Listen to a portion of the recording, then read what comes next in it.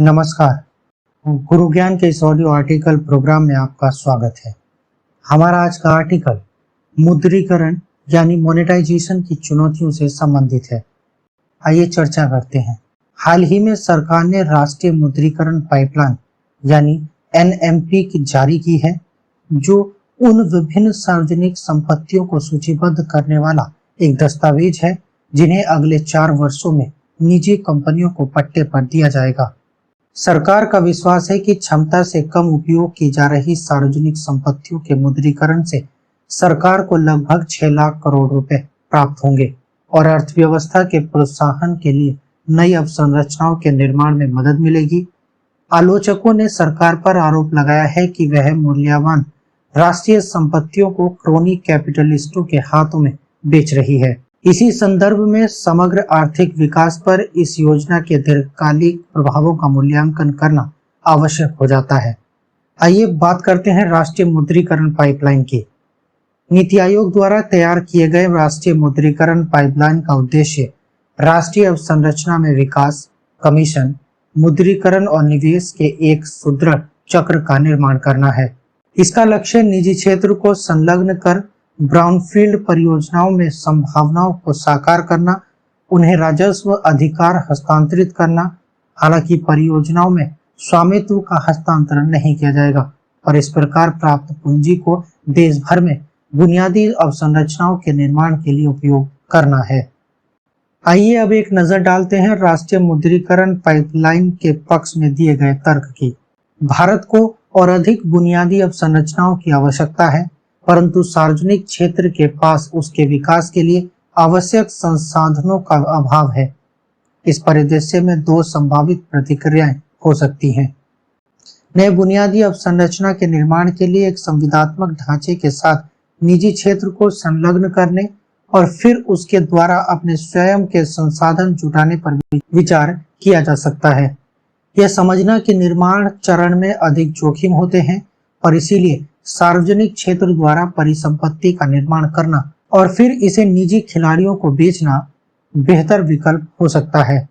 यदि एकमुश्त बिक्री नहीं की जाती है तो निजी क्षेत्र को इसका प्रबंधन सौंपा जाना चाहिए। भारत सहित किसी भी देश के लिए नए बुनियादी ढांचे के निर्माण के मार्ग में 2 बाधाएं हैं। पहली, दीर्घावधिक पूर्वानुमेय और सस्ती पूंजी तक पहुंच तथा निष्पादन क्षमता, जहां सरकारी एवं निजी एजेंसियां एक साथ कई प्रमुख परियोजनाओं पर कार्य कर सकती हैं। इस प्रकार एनएमपी को बुनियादी ढांचा क्षेत्र में सुधार को प्रोत्साहन प्रदान करने के लिए तैयार किया गया है। अब बात करते हैं एनएमपी के लाभ की। संसाधन वृद्धि का सृजन करना। एनएमपी सरकार को इच्छुक निजी पार्टियों के माध्यम से पूंजी तक पहुंच प्राप्त करने में मदद करेगा।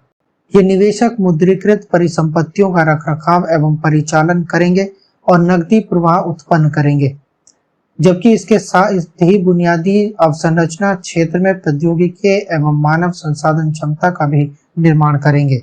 संसाधन वृद्धि का यह सुदृढ़ चक्र वार्षिक बजटीय पूंजीगत व्यय आवंटन की प्रतीक्षा किए बिना सरकार को तुरंत ही किसी नए बुनियादी ढांचे में निवेश कर सकने में सहायता करेगा। संपत्ति का स्वामित्व सरकार द्वारा प्रबंधित। मौजूदा ब्राउनफील्ड गैर जोखिम युक्त संपत्ति जो 4 वर्षीय मुद्रीकरण पाइपलाइन का अंग है, नई ग्रीनफील्ड परिसंपत्तियों के लिए निष्पादन क्षमता के सृजन में मदद करेगी। उचित मूल्य हिस्सेदारी। अनुबंधों को इस तरह से डिजाइन किया जाएगा कि सरकार को मुद्रीकरण से उचित वर्तमान मूल्य प्राप्त हो, जबकि निजी पार्टियों को पर्याप्त परिचालन लचीलापन और नियामक दृश्यता प्राप्त होगी। इसके अलावा चूंकि अनुबंध की शर्तें 25 वर्ष या उससे अधिक अवधि की हो सकती हैं, बोली लगाने में प्रकट रुचि से पता चलता है कि निवेशक दीर्घकालिक नियामक स्थिरता और निश्चितता के प्रति आश्वस्त है। बेहतर लक्षित। एनएमपी करदाताओं के लिए कोई नई वित्तीय देनदारी प्रस्तुत नहीं करता है। यह वास्तव में एक बेहतर लक्षित उपयोगकर्ता भुगतान संरचना का प्रतिनिधित्व करता है। उदाहरण के लिए, यदि दिल्ली में एक स्टेडियम का मुद्रीकरण नहीं किया जाता है तो पूरे देश के करदाता इसके रखरखाव के लिए भुगतान करेंगे, लेकिन एक मुद्रीकृत स्टेडियम के लिए भुगतान केवल दिल्ली में इसकी सुविधाओं का उपयोग करने वालों द्वारा किया जाएगा। यह परिचालन राजस्व उत्पन्न करने का एक बेहतर तरीका है। सफल उदाहरण भारतीय राष्ट्रीय राजमार्ग प्राधिकरण यानी National Highways Authority of India और Power Grid Corporation of India द्वारा परिसंपत्ति मुद्रीकरण के विचार को पहले ही विभिन्न रूपों में आजमाया जा चुका है। यहाँ तक कि राज्य स्तर पर भी मुंबई पुणे एक्सप्रेसवे का रखरखाव टोलिंग अधिकारों के निमित्त एक रियायत ग्राही द्वारा किया जा रहा है। आइए बात करते हैं इससे संबंधित चुनौतियों की। उपयुक्त मूल्य को साकार करना। मुद्रीकरण पाइपलाइन की पहली और प्रमुखतम आलोचना यह है कि परिसंपत्तियों से पर्याप्त मूल्य को साकार किया जा सकेगा या नहीं। यह बोली प्रक्रिया की गुणवत्ता और इस बात पर निर्भर करता है कि पर्याप्त संख्या में निजी खिलाड़ी बोली लगाने के लिए आकर्षित होते हैं या नहीं। बोलीदाताओं की पर्याप्त भागीदारी सुनिश्चित करना। परिसंपत्ति मुद्रीकरण से क्रोनी कैपिटलिज्म को बढ़ावा नहीं मिलेगा। यह सुनिश्चित करने का एकमात्र तरीका यह है कि बोली की शर्तों को ऐसा बनाया जाए कि यह किसी छोटे विशिष्ट या पूर्व निर्धारित लोगों के समूह तक सीमित न हो। हालांकि परियोजना की पूंजी तीव्रता यानी कैपिटल इंटेंसिटी के कारण हर कोई बोली लगाने में सक्षम नहीं होगा। इसके बावजूद यह सुनिश्चित किया जा सकता है कि प्रक्रिया में पर्याप्त भागीदारी हो। निष्पादन जोखिम। इतने बृहद कार्यक्रम में निश्चय ही निष्पादन जोखिम भी शामिल होगा। हालांकि यही कारण है कि NMP one size fits all का दृष्टिकोण नहीं अपना रहा है। करदाताओं द्वारा भुगतान।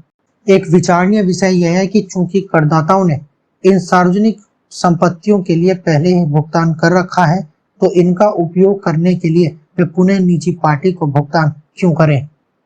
उपइष्टतम संविदात्मक प्रवर्तन। इस तरह की योजना की सफलता के लिए एक उपइष्टतम संविदात्मक और न्यायिक ढांचे को लेकर व्याप्त संदेह के कारण भी इसकी आलोचना की जा रही है। अधिकारवादी परिप्रेक्ष्य। कुछ प्रमुख व्यवसायिक घराने एनएमपी के तहत प्रस्तुत की जाने वाली संपत्ति के एक बड़े हिस्से पर कब्जा कर सकते हैं। आइए देखते हैं क्या हो आगे की राह। संसाधन बढ़ाने के लिए अन्य तरीके। एक विकास वित्त संस्था यानी डेवलपमेंट फाइनेंस इंस्टीट्यूशन डीएफआई की स्थापना और केंद्रीय एवं राज्य बजट में अवसंरचना निवेश की हिस्सेदारी को बढ़ाने जैसे संसाधन वृद्धि के अन्य तरीके अपनाए जा सकते हैं। विवाद समाधान तंत्र। न्यायिक प्रक्रियाओं को सशक्त करने पर अधिक बल नहीं दिया जा सकता। कुशल और प्रभावी विवाद समाधान तंत्र स्वाभाविक रूप से और स्वचालित रूप से एनएमपी के डिजाइन और निष्पादन में शामिल होना चाहिए। सार्वजनिक निजी भागीदारी को सुव्यवस्थित करना। हाल के अनुभव बताते हैं कि सार्वजनिक निजी भागीदारी यानी पब्लिक प्राइवेट पार्टनरशिप यानी PPP में अब पारदर्शी नीलामी, जोखिमों और अदायगी की स्पष्ट समझ तथा किसी भी एवं सभी इच्छुक पार्टियों के लिए एक खुला क्षेत्र शामिल है।